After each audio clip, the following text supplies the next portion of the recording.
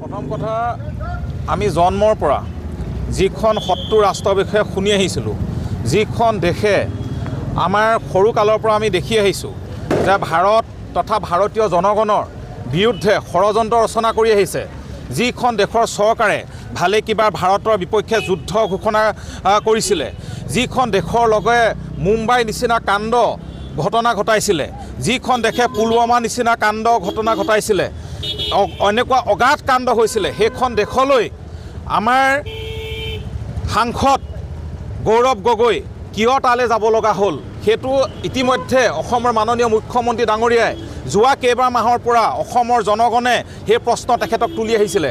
তেওঁ সেই প্ৰশ্ন উত্তৰ দিবলৈ প্ৰথম কথা ভালে কিমান লগালে, শেষত পৰহি তেওঁ সেই সংবাদমেলৰ যোগেদি স্বীকাৰ কৰিলে। তেওঁ সেই কথাটো হওক, পাকিস্তান ভ্ৰমণেই হওক বা তেওঁৰ সন্তান যে আমাৰ ভাৰতীয় নাগৰিকত্ব আজিৰ তাৰিখতো নহয়, এই বিষয়ক লৈ আমি তিতাবৰৰ সমাজ যুৱ সমাজ যথেষ্ট লজ্জিত হৈছোঁ আৰু তাৰ বাবে আমি গৌৰৱ গগৈ আজি পুতলিকা দাহ কৰিছোঁ। আৰু তেওঁ কিয় গৈছিলে, তেওঁ পাকিস্তান গ'লেহে যে তেওঁ অন্তৰাত্মাই শান্তি পায়, তেওঁ এনেকুৱা কি কাৰণ আছিলে যে পাকিস্তান যাবলগীয়া হৈছিলে, যিখিনি কথা অসমৰ জনগণ তথা অসমৰ মাননীয় মুখ্যমন্ত্ৰী ডাঙৰীয়াও বাৰম্বাৰ তেওঁৰ পৰা উত্তৰ বিচাৰি আছে। গতিকে আমি তেওঁক সেই উত্তৰ দিবলৈ আহ্বান জনাইছোঁ।